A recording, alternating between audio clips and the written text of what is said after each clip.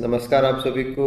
और आज का ये वीडियो अपन लोगों का बहुत ही एक स्पेशल सा इंटरेक्टिव सेशन आप मान सकते हैं, जिसमें राजस्थान भर के या राजस्थान के बाहर के वो सभी एस्पिरेंट्स जो असिस्टेंट प्रोफेसर जॉब्स के लिए राजस्थान में ड्रीम कर रहे हैं, उनको अब समझना होगा कि राजस्थान के अंदर असिस्टेंट प्रोफेसर जॉब्स को लेके प्रेजेंट कंडीशन क्या है, ऐसा क्यों हुआ है, और इस ड्रीम जॉब के लिए आगे आपका भविष्य किस प्रकार से है।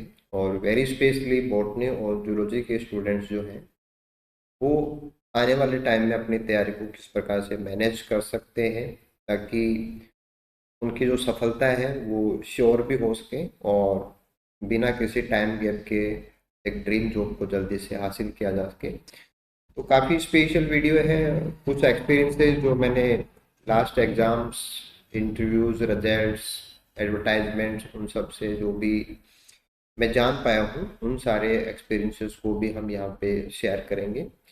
तो आप चैनल पे नए हैं तो चैनल को आप सब्सक्राइब भी कीजिए, वीडियो को आप लाइक कीजिए, शेयर कीजिए, और अपने फ्रेंड्स के साथ में, अपने कलीग्स के साथ में इन चीज़ों को आपको ज़्यादा से ज़्यादा शेयर करना है। एक ग्रुप के रूप में हम सब आगे मिलकर आगे बढ़ेंगे तो डेफिनेटली इन जॉब्स को अपन ग्रैब कर सकते हैं। तो राजस्थान के पॉइंट ऑफ व्यू से बात की जाए तो करंट जो स्टेटस है राजस्थान का, उस पर अपन बात करेंगे। साथ में अपन देखेंगे कि पिछले 15 साल के अंदर राजस्थान में असिस्टेंट प्रोफेसर वैकेंसीज का रिकॉर्ड कैसा रहा हुआ है, और प्रेजेंट कंडीशन क्या है, और फ्यूचर को लेके क्या सीन है, वो भी देखेंगे।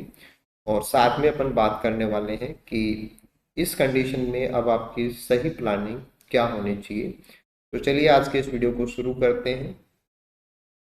देखो, सबसे पहले अपन बात करते हैं कि पिछले 15 साल का जो रिकॉर्ड है वो किस प्रकार का रहा हुआ है। लास्ट 15 ईयर्स को लोगों के साथ शेयर की है, जिसमें 2010 से लेके 2025 तक की जो वैकेंसीज है उनका डाटा आप देख सकते हैं। बॉटनी को लेके बात करें तो 2010 में 27 पोस्टें थी और जूलॉजी में 30 पोस्टें थी। 2014 में बॉटनी में 74 और जूलॉजी में 83। 2020 में 33 और 30। 2023 में 70 और 64। और अभी लास्ट जो एग्जाम हुआ है 2025 का, वहाँ पे बॉटनी में 42 और जूलॉजी में 38 पोस्टें रही हुई है। तो दोनों ही सब्जेक्ट की पोस्ट को देख के आप श्योर हो सकते हैं कि वैकेंसीज का जो नंबर है उसमें बहुत बड़ा डिफरेंस है, वो नहीं होता है। दोनों सब्जेक्ट में लगभग इक्वल सा नंबर होता है।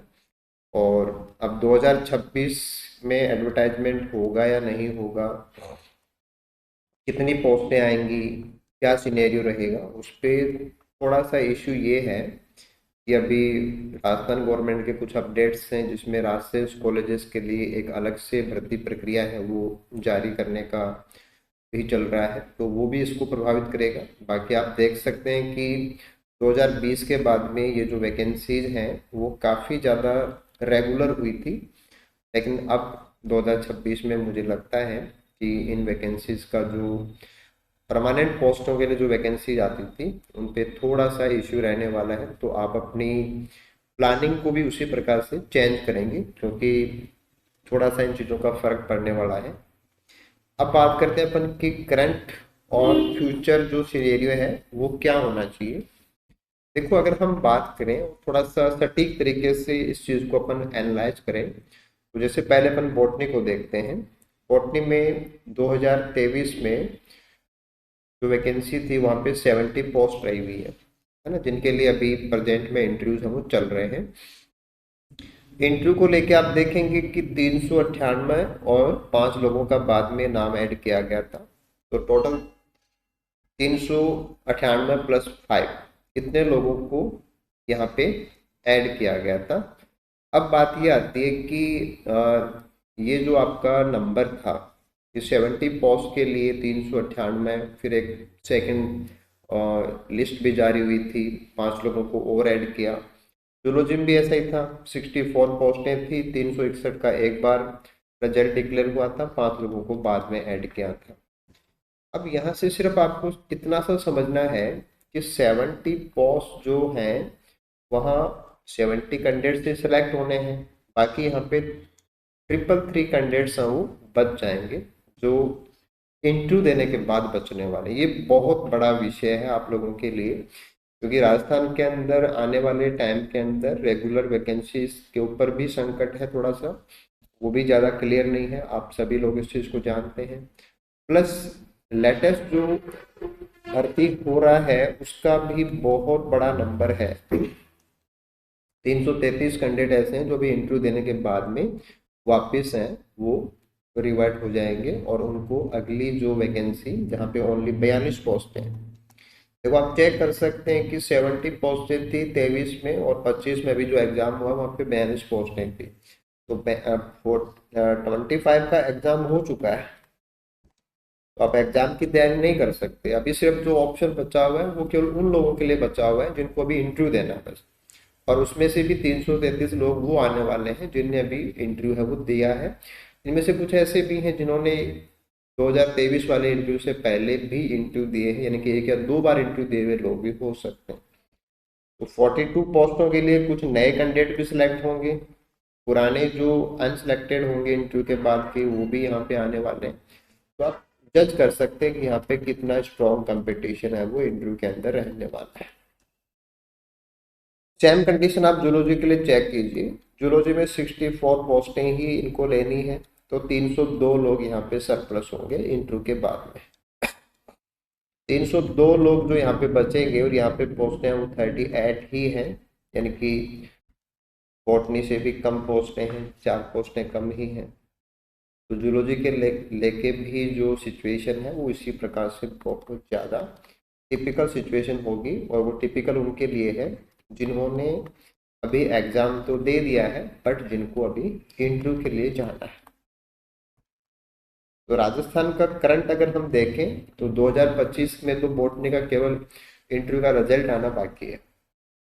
2023 की वैकेंसी की बात करें तो 2025 में तो अभी दोनों सब्जेक्ट के एग्जाम हुए, तो जूलॉजी के रिजल्ट्स हैं वो पहले ही आ चुके हैं, बॉटनी के रिजल्ट्स हैं वो इंटरव्यू के जस्ट बाद में आ जाएंगे। लेकिन वी आर श्योर कि 333 कैंडिडेट्स हैं वो यहाँ से इन 42 के लिए भी आएंगे, और यहाँ से 302 कैंडिडेट्स हैं वो भी 38 के लिए आएंगे, और बाकी जो नए कैंडिडेट आएंगे वो तो अलग है ही है। प्लस ये कंपटीशन केवल इंटरव्यू को लेके होने वाला। तो सबसे बड़ी बात ये है कि आने वाले टाइम के अंदर जो रेगुलर पोस्टें हैं उन पे बहुत बड़ा इश्यू है कि वो नहीं आने वाली, श्योर नहीं है। प्लस अभी जो एग्ज़ाम है वो हो चुका है, तो अभी एग्ज़ाम भी नहीं होना है।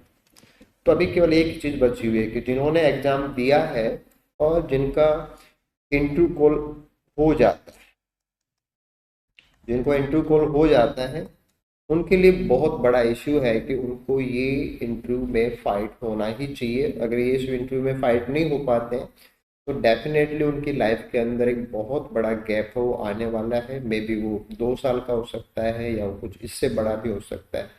तो ये अपन को बहुत अच्छे से समझने की जरूरत थी कि राजस्थान भर को देखें तो दोनों ही सब्जेक्ट को लेके अभी नेक्स्ट जो इंटरव्यू होंगे, रिजल्ट के बाद में इंटरव्यू आरपीसी कब डालता है ये आरपीसी का इश्यू है, लेकिन मुझे ऐसा लगता है कि जिनको भी उम्मीद है कि हमारा इंटरव्यू कॉल आ जाएगा उनको अपनी तैयारी में लग जाना चाहिए। हमने भी एक टेंटेटिव कट ऑफ क्या हो सकती है इंटरव्यू की उसका वीडियो डाला हुआ है, आप उसको भी चेक कर सकते हैं।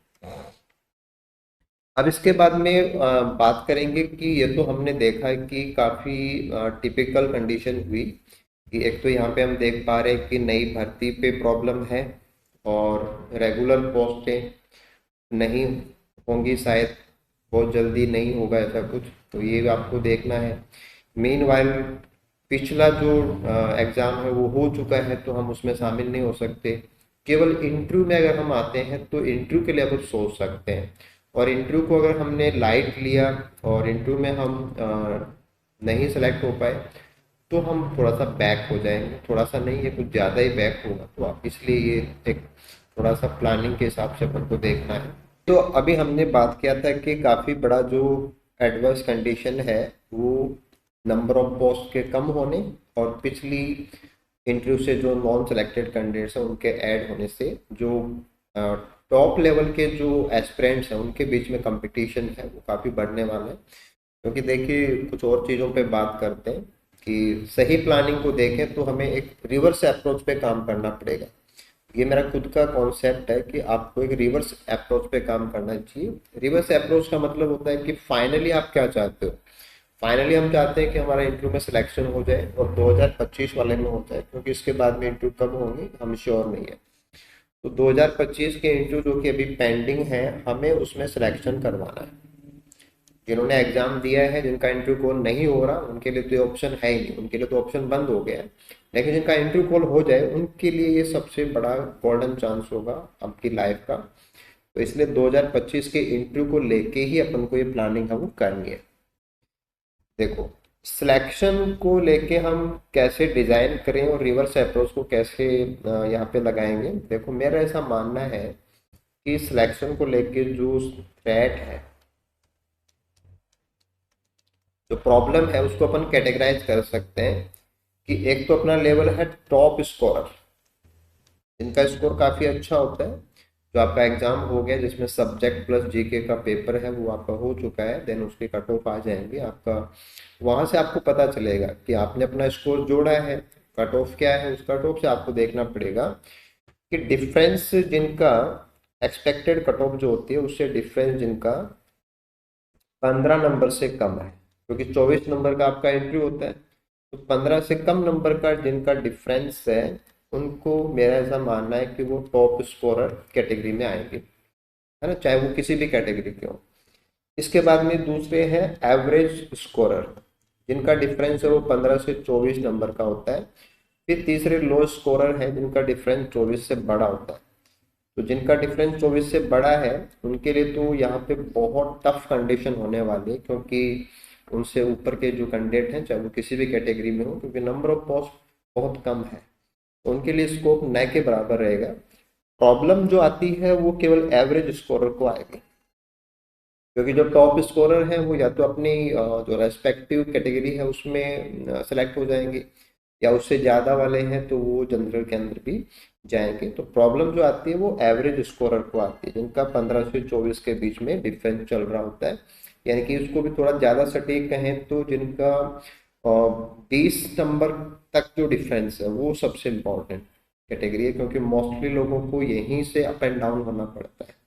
तो अब ऐसी कंडीशन जो है उसमें आपके सॉल्यूशन क्या हो सकते हैं, है ना? मेरे अकॉर्डिंग आपके सॉल्यूशन क्या हो सकते हैं, वो सॉल्यूशन टिप्स आप यहाँ से समझ सकते हैं कि आपको 10 प्लस लगभग 10 क्वेश्चन, 10 प्लस जनरल क्वेश्चंस हैं वो आपको बनाने पड़ेंगे, एंड उनके आंसर्स हैं वो आपको तैयार करने पड़ेंगे for each topic of your syllabus. और पिछला ट्रेंड आप देखें या हमारे यूट्यूब चैनल के ऊपर जो भी स्टूडेंट सिलेक्ट हुए हैं उनके इंटरव्यूज आप देखें, या बाकी और जगह से आपको इन्फॉर्मेशन मिल रही है, तो आप कहीं से भी इन्फॉर्मेशन को आप चेक कर लीजिए, वहाँ से एक चीज़ बहुत कॉमनली निकल के आ रही है। वो है कि स्पेशल फोकस करना है आपको पेपर फेस्ट के ऊपर, जो कि ट्रेडिशनल होता है। इसमें ट्रेडिशनल बॉटनी आती है, ट्रेडिशनल जूलॉजी आती है। तो आपको चाहे आपका जेआरएफ हो रखा है, चाहे आपका पीएचडी हो रखा है, चाहे आपका स्कोर है वो थोड़ा ठीक हो या एवरेज हो, वो चीज़ साइड में रह जाती हैं। आपको अपना परफॉर्मेंस बहुत अच्छा देना है, ये आपका बहुत बड़ा चैलेंज है आने वाले इंटरव्यू में। तो वहाँ आपको पेपर फेस्ट पे बहुत ज़्यादा काम करने की जरूरत है। और पेपर फेस्ट एक ऐसी चीज है जहाँ पे आपको रिटन एग्जाम में भी प्रॉब्लम आती है और इंटरव्यू फेस करने में भी प्रॉब्लम आती है, और यही डिसाइड करता है कि इंटरव्यू बोर्ड का आपके प्रति, आपकी टीचिंग के प्रति जो ओपिनियन है, वो ओपिनियन यही सेक्शन डिसाइड करता है। और इसी सेक्शन से आपका जो इन्फ्लुएंस पड़ता है, वो इन्फ्लुएंस से आपका जो मार्किंग है, क्योंकि जब आप बोर्ड के सामने अपना प्रेजेंटेशन देके चैम्बर से बाहर निकलते हैं, उसके बाद में आपका जो भी स्कोरिंग है वो कंक्लूड किया जाता है। तो मेरा ऐसा मानना है कि अगर आपने वहाँ अच्छा परफॉर्म किया है तो आपका स्कोरिंग है वो डेफिनेटली अच्छा आता है, और अच्छी स्कोरिंग से ही आप मतलब एक अच्छी रैंक भी ला सकते हैं और सिलेक्शन के चांसेस भी बढ़ा सकते हैं। तो आपको हर टॉपिक के ऊपर क्वेश्चन है वो डिजाइन करने हैं, उनके आंसर डिजाइन करने हैं, और पेपर फेस्ट को ज़्यादा फोकस करना है। तो ये सारी चीज़ें जो मैंने आपको यहाँ पे बताई कि आप प्रेजेंट सिचुएशन क्या है उसको समझिए, ऐसा टिपिकल सीन क्यों क्रिएट हुआ है उसको आप समझिए, एक्सपेक्टेड कट ऑफ क्या हो सकती हैं वो भी हमने बताई है, थोड़ा उसका आप आइडिया लीजिए। आपका स्कोर क्या बना हुआ है वो आप चेक कर लीजिए। फिर आप कौन सी कैटेगरी में आते हैं वो आप चेक कीजिए। देन आप अपना जो सॉल्यूशन सेक्शन है उस पर जाइए, और मुझे पूरी उम्मीद है कि आप लोग बहुत अच्छे से इस चीज़ को मैनेज कर सकते हैं। अगर आपको पेपर फर्स्ट, पेपर सेकंड या इंटरव्यू में कैसे क्वेश्चन पूछे जाते हैं या उनके आंसर क्या देने होते हैं, बोर्ड टॉपिक्स को अपन कैसे चूज करें, बोर्ड टॉपिक्स को अपन डिलीवर कैसे करें, बोर्ड टॉपिक का कंटेंट क्या हो, किसी भी क्वेश्चन के लिए ज़्यादा सटीक आंसर अपन कैसे दे सकते हैं, अगर आप इन चीज़ों पे भी आपने काम नहीं किया है, आपको लगता है कि आप सेल्फ लेवल पे काम करेंगे तो कहीं वो आपके लिए कम पड़ सकता है, आपकी परफॉर्मेंस से आप सेटिस्फाई ना हो ऐसा आपको लग रहा है, तो आप हमसे कांटेक्ट कर सकते हैं। हमारा जो रेगुलर जो हमारा सेशंस है, जो कि मॉक सेशंस हैं, आप उससे इस चीज़ को इम्प्रूव कर सकते हैं। 2025 की वैकेंसीज के लिए अभी हमारे बॉटनी एंड जूलॉजी के मौके रजिस्ट्रेशन हैं वो हम चालू कर देंगे, क्योंकि हम भी इस चीज़ को समझते हैं कि बहुत स्ट्रॉन्ग कंपटीशन है। चाहे आप राजस्थान के किसी भी कोने से बिलोंग करते हैं या राजस्थान से बाहर से बिलोंग करते हैं और आपने ड्रीम किया है इसको, तो आप डेफिनेटली एक बिल्कुल से वॉरियर की तरह इस पे जुट जाइए, और हर एक पॉइंट के ऊपर मैक्सिमम क्या हो सकता है, कैसे हो सकता है, वो सब आप चेक कीजिए। हमारे जो टीम है उसके साथ जुड़ के आप इन चीज़ों को और अच्छे लेवल के ऊपर बूस्ट कर सकते हैं। तो थैंक यू सो मच आप सभी को आज के इस वीडियो में बने रहने के लिए। अगर आप नेक्स्ट अपनी तैयारी को स्किल्स के साथ जोड़ के एक नए लेवल पे ले जाना चाहते हैं तो we welcome all of you. तो आप हमारे इस द बाय पॉइंट एप्लीकेशन को गूगल प्ले स्टोर से डाउनलोड कर सकते हैं, या आपको किसी प्रकार की टेक्निकल हेल्प की ज़रूरत है तो आप हमें कांटेक्ट भी कर सकते हैं, या हमारी वेबसाइट के ऊपर भी आप विजिट कर सकते हैं। Thank you so much, good luck आप सभी को। चाहते हैं कि आप सभी एक फ्यूचर एस्पिरेंट्स के रूप में जो हमारे साथ आज जुड़े हुए हैं, एक सक्सेसफुल कैंडिडेट्स के साथ दोबारा आपसे मीटिंग हो, इसी उम्मीद के साथ आप सभी को ढेरों शुभकामनाएं।